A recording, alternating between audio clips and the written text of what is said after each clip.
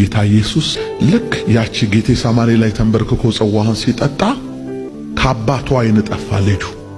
ሙሉ ለሙሉ ኃጢአተኛ ድፍን ይኸውልህ ቻይና ከተማዋን ሞልቶት አንድ አይነት መልክ እንደምታይ ሁሉ እኛኑ መሰለ። ቅዱሱ ልጁን ከየት ያገኘው? ሙሉ ለሙሉ ኃጢአት መስቀል ላይ አወጡት። ኃጢአትን ደግሞ በባህሪው መቋቋም አይችልም። ኃጢአትን ይቀጣል እግዚአብሔር። ስለዚህ ተኩሶ መታው ልጁ እስኪጠፋው ድረስ። በጌቴሴማኒ ተንበርክኮ ያችን ጽዋ ሲጠጣ አለ። በመጀመሪያ ደረጃ የጽዋውን የጠጣው ጽዋ መጠጣት መሞት ነው።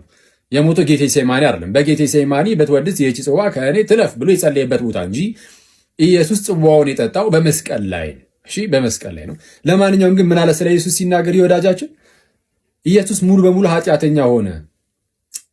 ሙሉ በሙሉ ነው ያለው፣ ቃል በቃል ኃጢአተኛ ሆነ። ቅድስና ጠፋ ማለት ነው። ሙሉ በሙሉ ኢየሱስ ኃጢአተኛ ሆነ ብለን ለመናገር ድፍረቱን ካገኘ ነው በጣም አደጋ ውስጥ ነን። ኢየሱስን ነው ኢማጂን እንደዚህ ያለው። ያውም ይህንን ሲያብራራ በመልኩ ነው ያብራራው። ቻይና ሀገር ስትሄድ እንዳለ የሞላው ሰው እንደሚመሳሰለው አለ። ኢየሱስም ልክ ከኛ ጋር እንደዚሁ ተመሳሰለ። ስለ ኃጢአት አውርቶን ይህን የተናገረው። ስለዚህ አብ እኔንም ሲያይ እናንተንም ሲያይ ኢየሱስንም ሲያይ ተመሳሳይ ሆኖ ነው የሚታዩት፣ ኃጢአተኞች ሆኖ ማለት ነው። ስለዚህ ኢየሱስ ሙሉ በሙሉ ኃጢአተኛ ሆኖ ነበረ።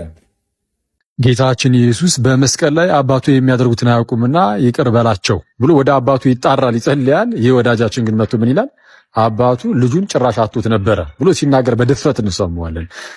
ኢቭን ቅዱስ ጳውሎስ ሲናገር በዕብራውያን መልእክቱ ምዕራፍ 7 ቁጥር 26 ላይ ሊቀ ካህናት እንዲሆን በመስቀል ላይ ራሱን መስዋዕት አድርጎ እንዲያቀርብ ምን አይነት ካህን ነው መሆን ያለበት፣ ምን አይነት ሊቀ ካህናት ነው መሆን ያለበት የሚለውን ሲያስቀምጥ ምንድን ነው የሚለው? ቅዱስና ያለ ተንኮል ነውርም የሌለበት፣ እሺ ከኃጢአተኞችም የተለየ ከሰማያትም ከፍ ከፍ ያለ እንደዚህ ያለ ሊቀ ካህናት ይገባናል ነው የሚለው። ከኃጢአተኞች የተለየ ይህ ወዳጃችን ይመጣና ግን ልክ ቻይና ውስጥ እንዳለ እንደሚመሳሰል ፊት እንዳላቸው ሰው በኃጢአት ረገድ ከኛ ጋር በማይለይ ደረጃ ነው ያለው ይለናል። ይህ አደገኛ ነው።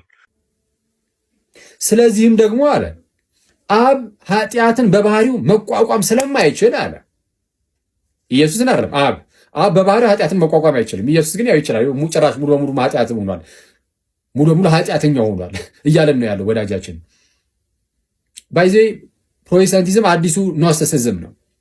አብን የሆነ በቁጣ የተሞላ በቃ የኃጢአት ጭራሽ ለባህሪው ጭራሽ የማይስማማ መቋቋም የማይችል ያደርጉትና ኢየሱስን ግን ኃጢአት ለባህሪው የሚስማማ ጭራሽ ሙሉ በሙሉ ኃጢአተኛ መሆን የሚችል የዋህ አነስ ያለ ሌላ ደግሞ አምላክ ያደርጉታል። ሁለት የተለያዩ አይነት አማልክት ነው የማምለክ ነገር ነው የሚታየው። ብዙ ጊዜ ጠለቅ ብላችሁ ፕሮቴስታንት ስታዩት ልክ እንደዚህ ነው። ወጪ ሳድ በጣም ነው የሚያሳዝነው። እና ምን አለ አብ ደግሞ ኃጢአትን ስለማይቋቋመው በባህሪው ይቀጣል ኃጢአትን። ኢየሱስን ተኮሰበት፣ ተኩሶ ቀጣው በጌታ ስም። በጣም ጌታ ምሕረትን ያደርግልን። በጣም አደገኛ ነው። አብ ኃጢአትን ስለማይቋቋም በባህሪው ኢየሱስ ደግሞ ሙሉ በሙሉ ኃጢአተኛ ስለሆነ ኢቭን ልጁ ራሱ ጠፋበት አለ። ልጁ ራሱ ጠፋበት። ስለዚህ ተኮሰበታል። ከባድ ነው። ይሄ በጣም አደገኛ ነው። አብ በባህሪው ቅዱስ ከሆነ አብ በባህሪው ፍቅር ከሆነ እንግዲያውስ ልጁ ኢየሱስም የራሱ የባህሪ ልጁ ነውና ኢየሱስም በባህሪው ፍቅር በባህሪው ቅዱስ ነው የሚሆነው። ብዙ ጊዜ ፕሮቴስታንቶች ሲናገሩ ሰምታችሁ ልታውቁ ትችላላችሁ። ኢየሱስ የአብ የቁጣው ማብረጃ ነው ይላሉ። አይደለም። ኢየሱስ የአብ የቁጣው ማብረጃ ሳይሆን ኢየሱስ የአብ የፍቅሩ መገለጫ ነው። እንግዲህ የኛ ኢየሱስ የክርስቲያኖች አምላክ የክርስቲያኖች ጌታ ኢየሱስ የአብ የፍቅሩ መገለጫ፣ አብ ዓለምን እንዲሁ ከመውደዱ ከማፍቀሩ የተነሳ ልጁን ሰጠን የሚለን ራሱ ኢየሱስ የነገረን ይህንን ነው። ዮሐንስ 3:16 ላይ የአብ ፍቅር የተገለጠበት እንጂ የአብ ቁጣ ማብረጃ፣ አብን በቁጣ የተንበለበለ የሆነ በጣም የሚያስፈራ የሆነ ነገር ያደርጉትና ኢየሱስ ጋር ሲመጡ ደግሞ የዋህ ሌላ አይነት አምላክ። ጌታ ይርዳን። በጣም አደገኛ ነው።